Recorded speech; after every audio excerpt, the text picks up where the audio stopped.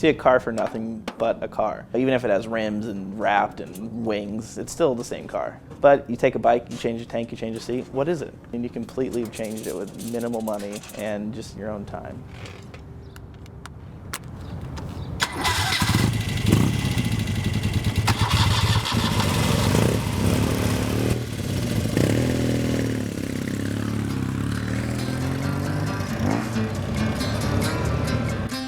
My name is Brian Sloma. My name is Ken Chan. Spirit Lake Cycles is a small motorcycle shop in downtown LA. We build custom bikes. We work on our own bikes. We just like doing fun stuff.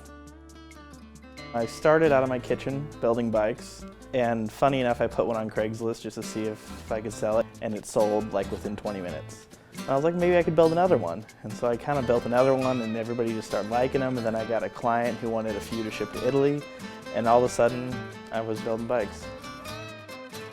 Brian does most of the heavy lifting. He does like all the custom metal work. He does welding and like the grinding and stuff. I focused a lot on the kind of what the final build will look like. Me and him collaborate. Ken is my sounding board and keeps me on the straight and narrow. When I try to do something too stupid, he has a good sense of style, so it brings me back.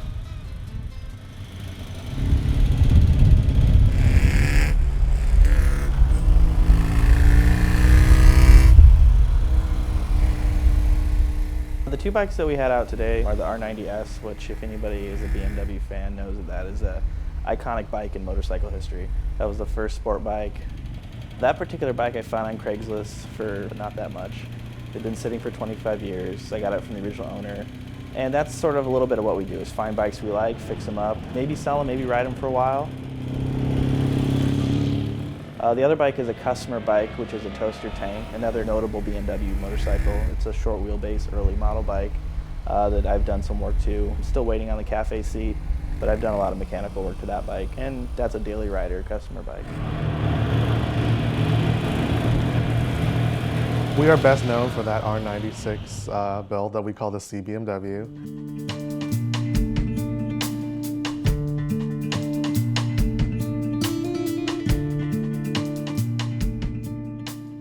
The BMW was my bike. It was an R90 that I'd bought that was completely restored. It was a perfect bike.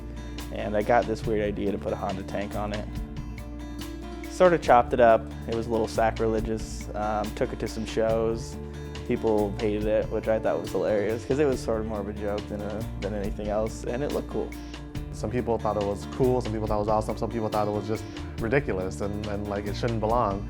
Whether, you think there's some sort of brand hierarchy where, a Honda tank doesn't belong on a BMW or vice versa. And then one day I was like, I should probably make that look cooler. And so I started chopping it up and it became what it is today. In its current state, it has a seat, but it's not upholstered, so it's a very streamlined look. The high pipe exhaust, the Frenched-in taillight, inverted levers, just a bunch of like really kind of stuff that's not done today. Stuff that was done maybe in the 20s, 30s, and 40s for BMW sort of experimental bikes, and that's the theme that I was going for with that.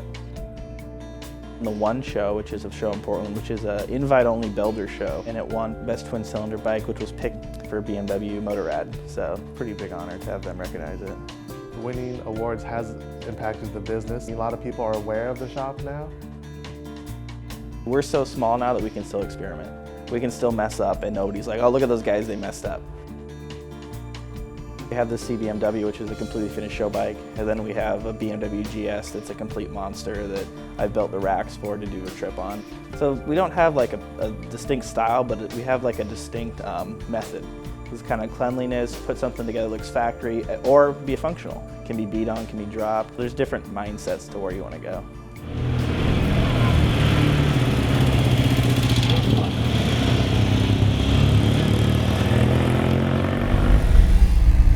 The bikes we build are for customers who ride these bikes daily. They're made to handle the road and not be uncomfortable in any way. We don't want it to detract from the actual riding experience.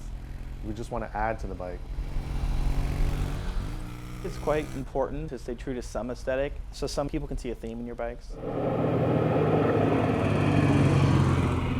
A very finished factory look, using a lot of parts that may be original from the bike or original from other bikes, and using them in a way that people don't obviously see that that's what they are.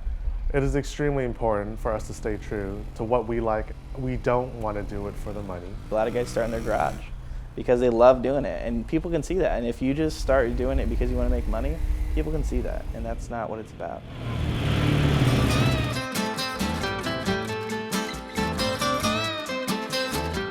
A lot of business is word of mouth. So we do something for a friend or a customer, and then he tells someone else, and maybe they have like some work to do.